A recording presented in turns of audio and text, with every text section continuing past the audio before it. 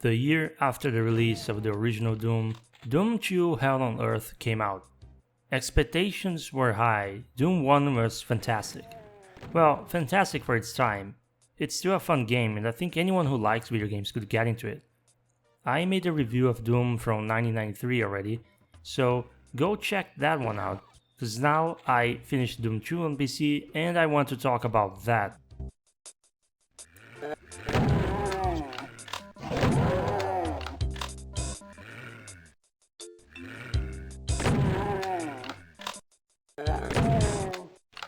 Spoilers for both Doom 1 and 2 coming. You take control of Jonathan John, who was a zombie Doomizumi, also known as Doom Guy, after coming back to planet Earth and seeing the impaled head of your pet bunny, you decide to arm yourself once more and wipe out the demons who brought the apocalypse to the planet.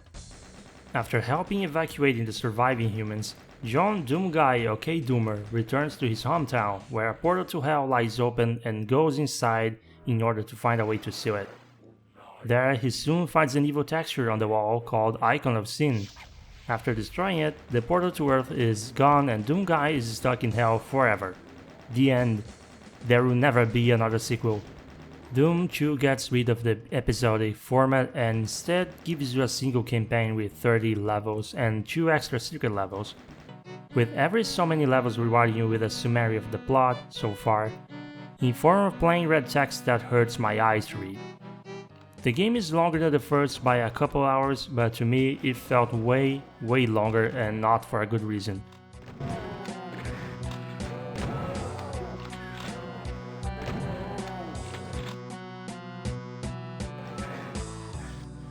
This should be a little shorter than my original Doom review. A lot of things I said before still apply here. The pick up and play, fast-paced gory gameplay is still here, the power time for each level is still really tight, and every level has a number of secret areas to find that help keeping you armed and healthy for the difficulty progression. The game wastes no time at all in offering you all sorts of weapons. In the first level alone, you're able to get the chainsaw, the shotgun, and the rocket launcher. All weapons from the original are here, with the only addition being the super shotgun, an upgrade to your shotgun which you can toggle on and off if you prefer. This upgrade is substantial. It's really effective against pretty much anything from close range and still destroys some of the demons from far away if you can target them.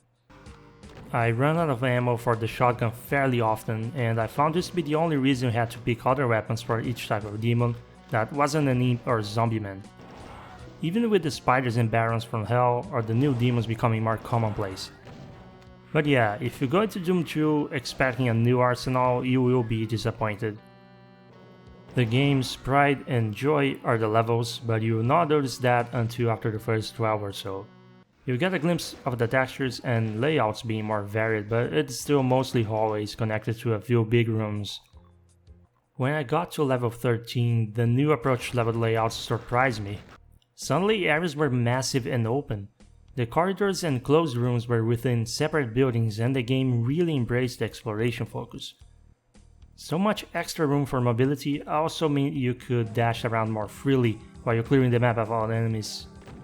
In my Doom review I said exploring levels was one of my favorite things to do, but in Doom 2 I got tired of it very quickly. Normally I'm all for exploring, it's just Doom 2's more sprawling map design makes it way easier to get lost, with passages or teleporters required to clear the level, sometimes being far less obvious locations. There were 3 open levels that made me waste an hour each trying to track missing key cards.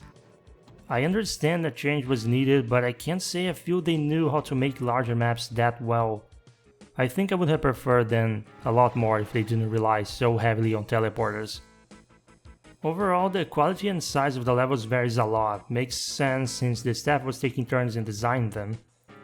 Regardless of the maps themselves, the game is quite harder than the first. Some of the new enemy types contribute to that. The placement of enemies also got a little more, well, evil. Coming straight from the first Doom, anyone is going to feel the difference. The power-ups from the first are all back too, with the addition of the Mega Sphere, which works as a supercharged blue orb thingy combined with the blue armor, pumping both health and armor straight to 200%. With the new enemy types and placement being so much more treacherous, I ended up not having much use for the chainsaw or the berserk power-up. I do wish I knew the damage boost lasted the whole level before making this reveal. Lastly, I don't know if it was just me or if infighting between enemies was a lot more common in this sequel.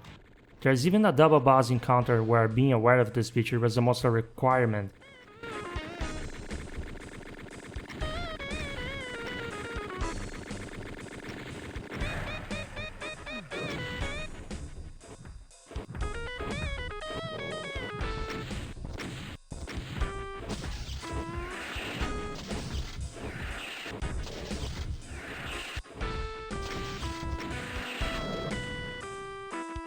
This game reuses most of the sound effects from the first, and I didn't have much to say about the music. It's about what you would expect from Doom in all its 20 MIDI glory, occasionally with some somber atmospheric tracks. Who do I recommend Doom 2 for? I don't think liking the 1993 game or any of the newer ones guarantees you're gonna like this one. More varied level design makes for less repetitive gameplay.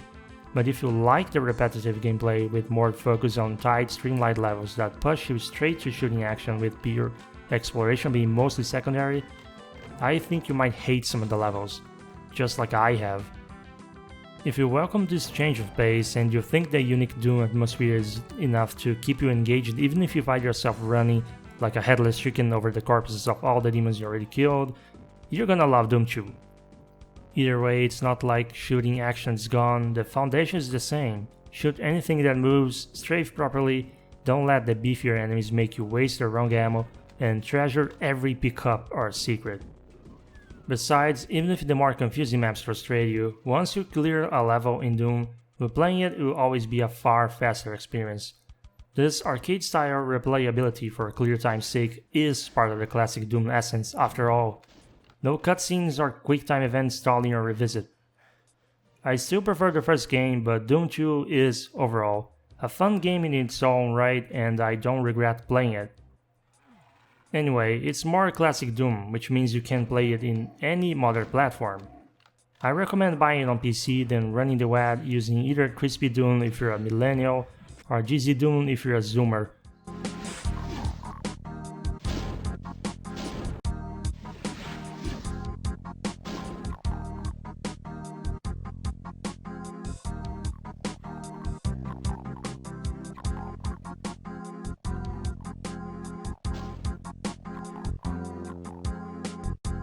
As always, thanks for watching.